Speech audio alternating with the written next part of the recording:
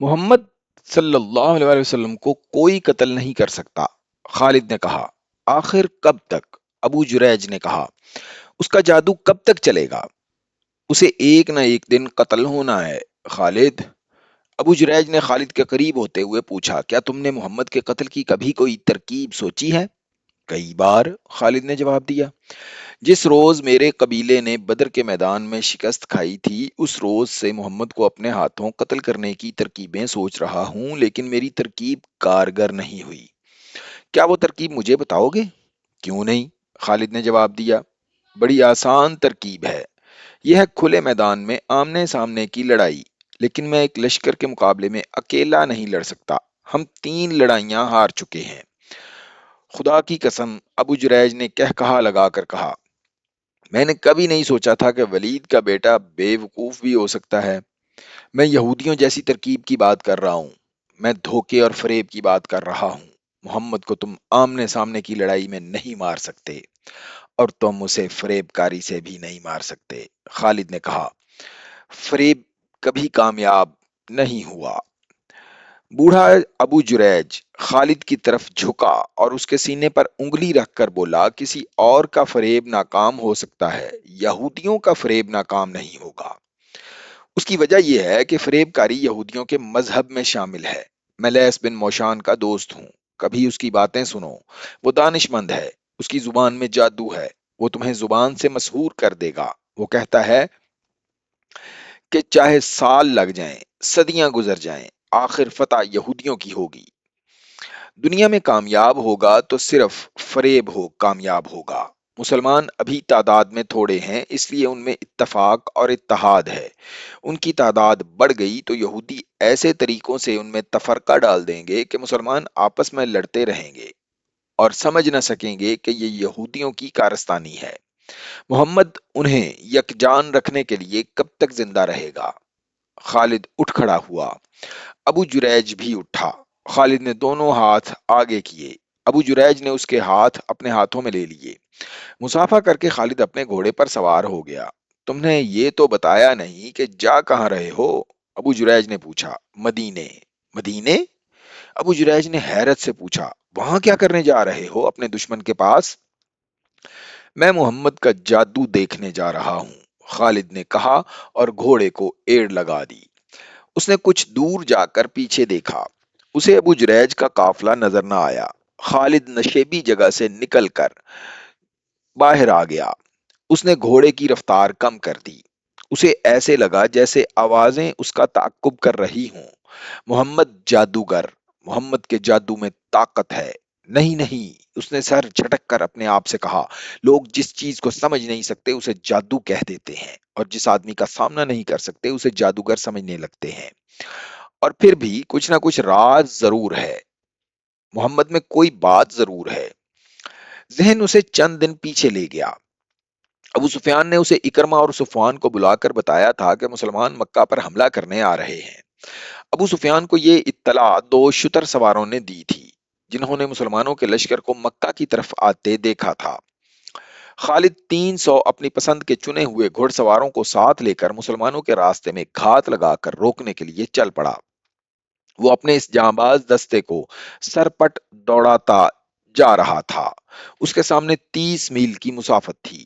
اسے بتایا گیا تھا کہ مسلمان قراء النعیم سے ابھی دور ہیں۔ خالد اس کوشش میں تھا کہ مسلمانوں سے پہلے قراء النعیم پہنچ جائیں۔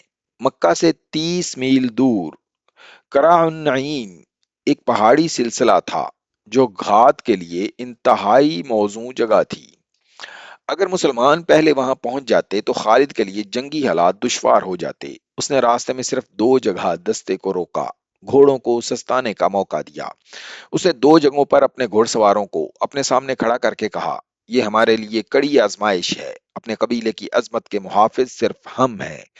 آج ہمیں عزا اور حبل کی لاج رکھنی ہے، ہمیں اپنی شکست کا انتقام لینا ہے۔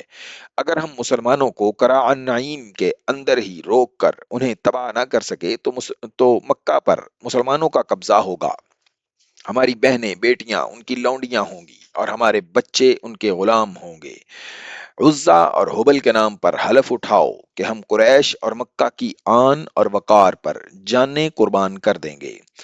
300 گھڑ سواروں نے نعرے لگائے، ہم عزا اور حبل کے نام پر مر مٹیں گے، ایک بھی مسلمان زندہ نہیں جائے گا۔ قراء النعیم کی وادی میں مسلمانوں کا خون بہے گا، محمد کو زندہ مکہ لے جائیں گے، مسلمانوں کی کھوپڑیاں مکہ لے جائیں گے، کاٹ دیں گے، تباہ کر کے رکھ دیں گے۔ خالد کا سینہ پھیل گیا اور سر اونچا ہو گیا۔ اس نے گھات کے لیے بڑی اچھی جگہ کا انتخاب کیا تھا۔ اس نے نہایت کارگر جنگی چالیں سوچ لی تھیں۔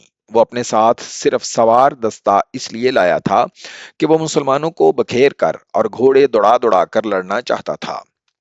مسلمانوں کی زیادہ تعداد پیادہ تھی۔ خالد کو یقین تھا کہ وہ 300 سواروں سے 1400 مسلمانوں کو گھوڑوں تلے روند ڈالے گا۔ اسے اپنی جنگی فہم و فراست پر اس قدر بھروسہ تھا کہ اس نے تیر انداز دستے کو ساتھ لانے کی ضرورت ہی نہ سمجھی تھی۔ حالانکہ پہاڑی علاقے میں تیر اندازوں کو بلندیوں پر بٹھا دیا جاتا تو وہ نیچے گزرتے ہوئے مسلمانوں کو چن چن کر مار سکتے تھے۔ آگے جا کر خالد نے دستے کو ذرا سی دیر کے لیے روکا تو ایک بار پھر اپنے سواروں کے جذبے کو بھڑکایا۔ اسے ان سواروں کی شجاعت پر اعتماد تھا۔ مسلمان ابھی دور تھے۔ خالد نے شتربانوں کے بحروپ میں اپنے 3-4 آدمی آگے بھیج دیے جو مسلمانوں کی رفتار کی اور دیگر کوائف کی اطلاعیں دے رہے تھے۔ وہ باری باری پیچھے آتے اور بتاتے تھے کہ مسلمان قراء النعیم سے کتنی دور رہ گئے ہیں۔ خالد ان اطلاعوں کے مطابق اپنے دستے کی رفتار بڑھاتا جا رہا تھا۔ مسلمان رسول کریم صلی اللہ علیہ وآلہ وسلم کی قیادت میں معمولی رفتار سے اس پھندے کی طرف چلے آ رہے تھے جو ان کے لیے خالد قراء النعیم میں بچھانے جا رہا تھا۔ خالد اس اطلاع کو نہیں سمجھ سکا تھا کہ مسلمان اپنے ساتھ بہت سے دمبے اور بکرے لا رہے ہیں۔ اسے اس سوال کا جواب نہیں مل رہا تھا کہ وہ مکہ پر حملہ کرنے آ رہے ہیں تو دمبے اور بکرے کیوں ساتھ لا رہے ہیں؟ انہیں ڈر ہوگا کہ محاصرہ طول پکڑ گیا تو خوراک کم ہو جائے گی۔ خالد کے ایک ساتھی نے خیال ظاہر کیا، اس صورت میں وہ ان جانوروں کا گوشت کھائیں گے۔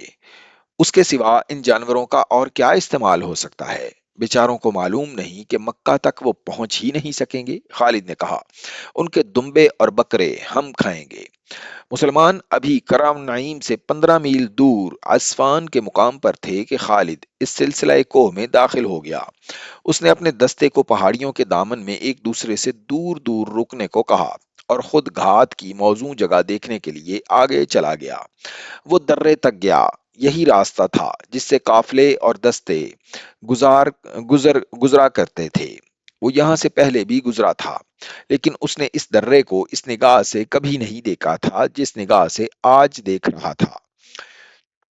اس نے اس درے کو دائیں بائیں والی بلندیوں پر جا کر دیکھا، نیچے آیا، چٹانوں کے پیچھے گیا اور گھوڑوں کو چھپانے کی ایسی جگہوں کو دیکھا جہاں سے وہ اشارہ ملتے ہی فوراً نکل آئیں اور مسلمانوں پر بے خبری میں ٹوٹ پڑیں۔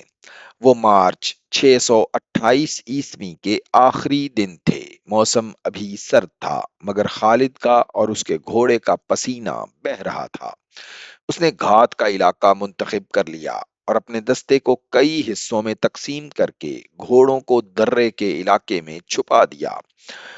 اب اس نے اپنے ان آدمیوں کو جو مسلمانوں کی پیش قدمی کی اطلاعیں لاتے تھے اپنے پاس روک لیا، کیونکہ خدشہ تھا کہ مسلمان ان کی اصلیت معلوم کر لیں گے۔ مسلمان قریب آ گئے تھے۔ رات کو انہوں نے ایک جگہ پر پڑاؤ کیا۔